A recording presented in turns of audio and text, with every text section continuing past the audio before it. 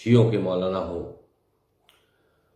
وہ مسلسل ہمارے سلسلے میں کمنٹس دھرنے پر نشر اور ہم سے اپنی پرانی دشمنی نکالنے میں آمادہ ہے۔ میں صرف ان سے یہی کہنا چاہوں گا، خصوصی طور پہ اپنے شیعہ علماء کرام سے، کہ قرآن مجید کے سلسلے میں جتنا بھی آپ تقریروں میں بیان کرتے ہیں اپنے عقیدے کے حساب سے، اور قرآن مجید کے سلسلے میں جتنا بھی لکھا ہوا ہے بخاری میں، ہم نے سپریم کورٹ میں جو یاچکا ڈالی ہے، PIL ڈالی ہے، اس میں سپریم کورٹ میں ہم نے بخاری کو کوٹ کرتے ہوئے وہ تمام چیزیں لکھی ہیں جو اعتراض کے قابل ہے۔ تمام اہل سنت مولوی حضرات کو اور تمام شیعوں کے ملاؤں کو اس میں ہم نے پارٹی بنایا، ان کو چاہیے کہ اب معاملہ قانون کی چوکھٹ پر ہے تو اپنا صحیح جواب وہاں پیش کرے۔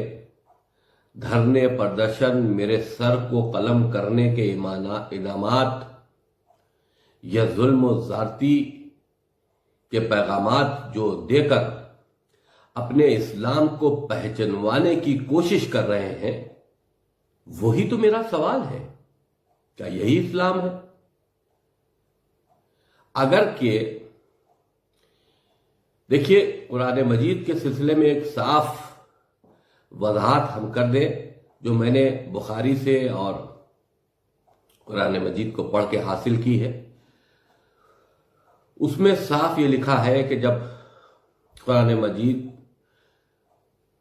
رسول اللہ کے اوپر رفتہ رفتہ آتا رہا، میسیجز آتے رہے، وہ قرآن مجید کو پبلک میں دیتے رہے کہ بھئی یہ اللہ کا میسیج ہے، یہ اللہ کا میسیج ہے۔ اس وقت کوئی لکھتا نہیں تھا، لوگ اسے یاد رکھتے تھے، اپنے گھروں کی دیواروں میں لکھ لیتے، یعنی کہ قرآن کی شکل میں کوئی کتاب رسول کے زمانے میں نہیں لکھی جا رہی تھی۔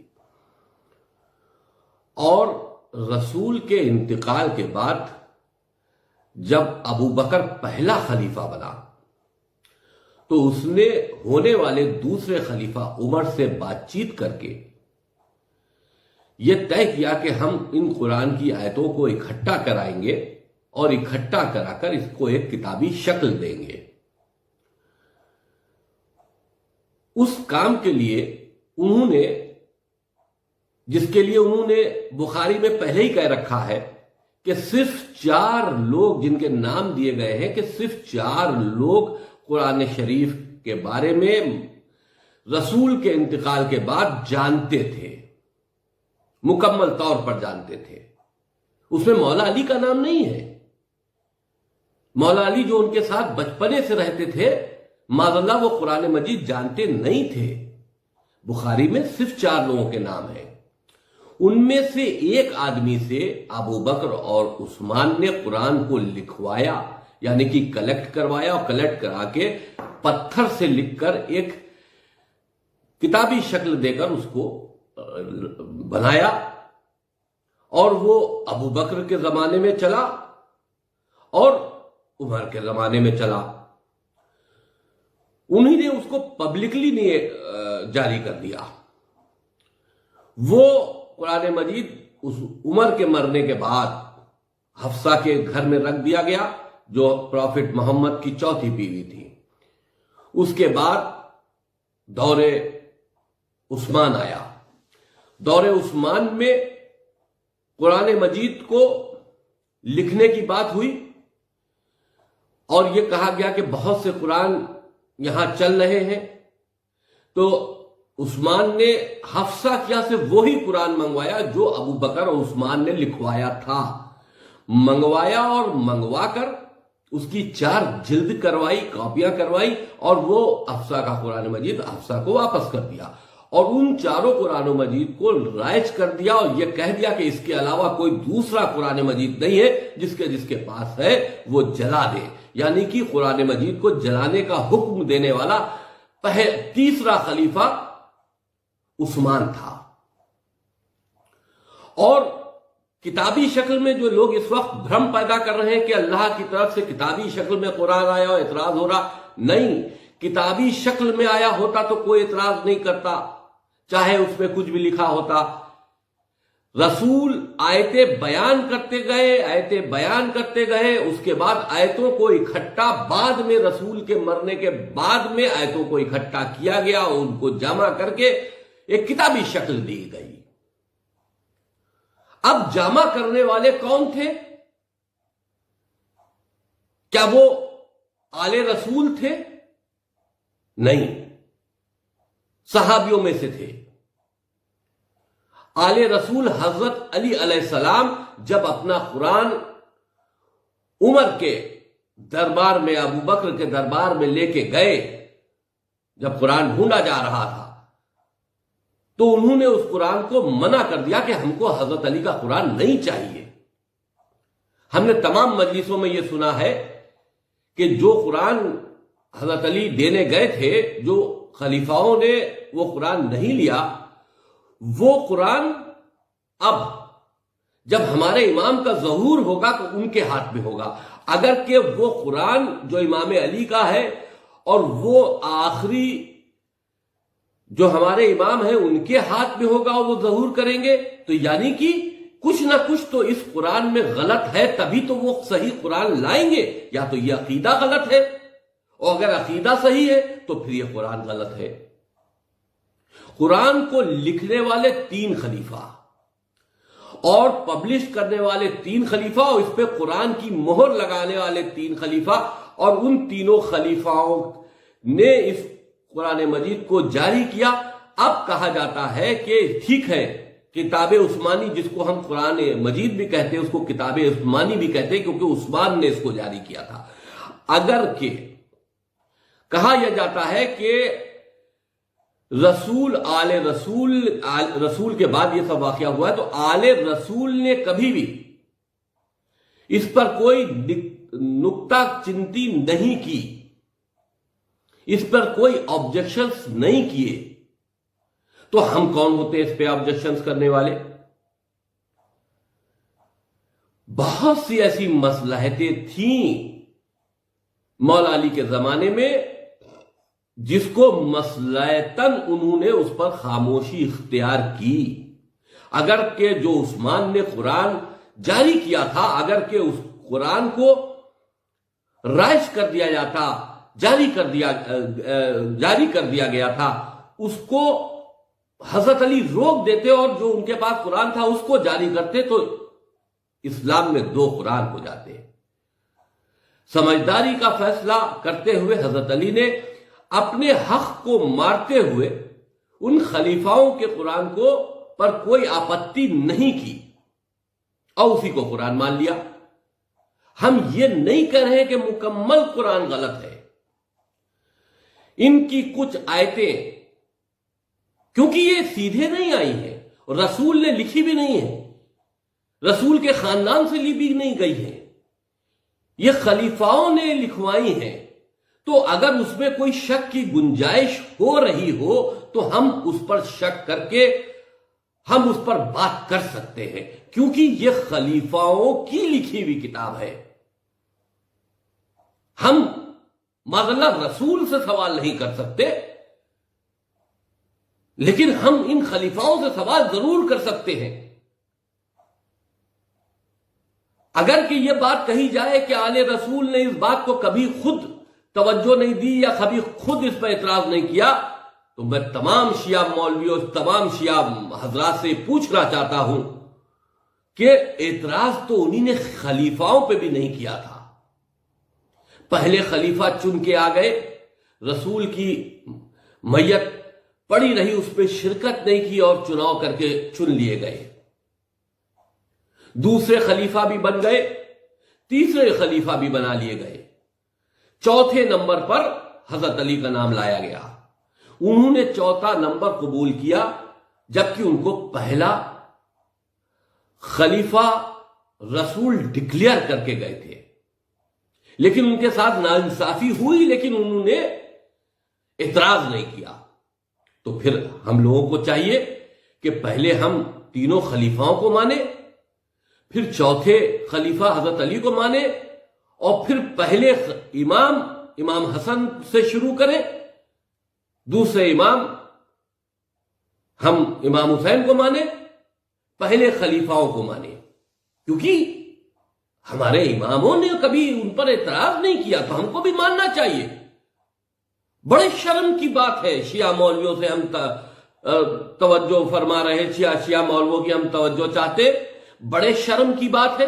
آج تم ان شہزادی کے قاتلوں کی پیروکاری کر رہے ہو، آج تم ان ظالموں کی پیروکاری کر رہے ہو جنہوں نے شہزادی کے گھر میں آگ بھی لگائی ہے، شہزادی کی ملکیت بھی چھینی ہے، آج ان کی پیروی کر رہے ہو۔ قرآن مجید کے سلسلے میں نے بات کیا کہہ دی؟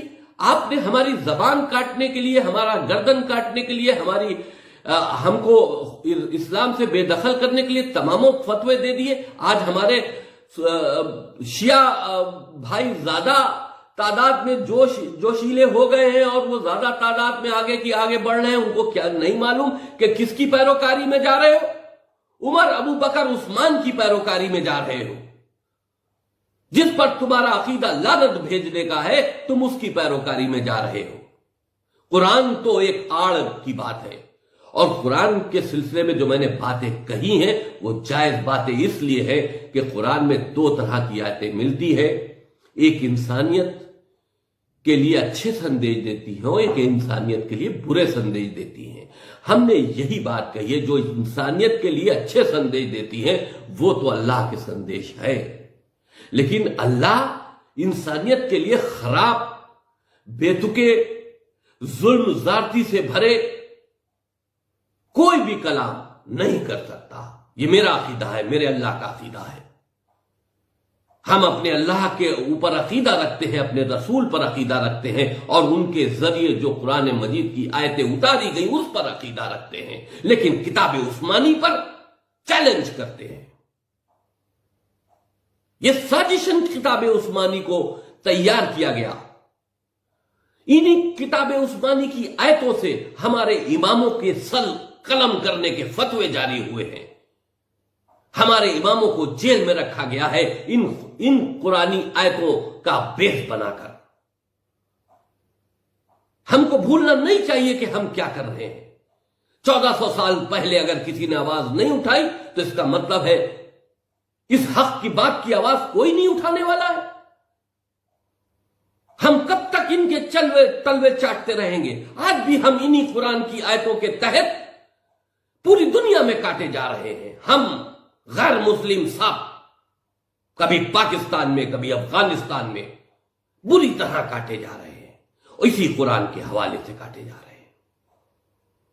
قرآن ایک وہ کتاب ہے جو چھوٹے موٹے انسان کی یا کسی چھوٹے موٹے عالم کی نہیں ہے، یہ اللہ کی کتاب ہے۔ اللہ جب بندوں سے کلام کرتا ہے تو اپنی اس لینگویج میں کلام کرتا ہے، اپنے ان وچاروں کے ساتھ میں کلام کرتا ہے جو پورے انسانوں کے لیے ہو، خاص کر کے کچھ لوگوں کے لیے فیور میں ہو، خاص کر کے کچھ لوگوں کے لیے خلافت میں۔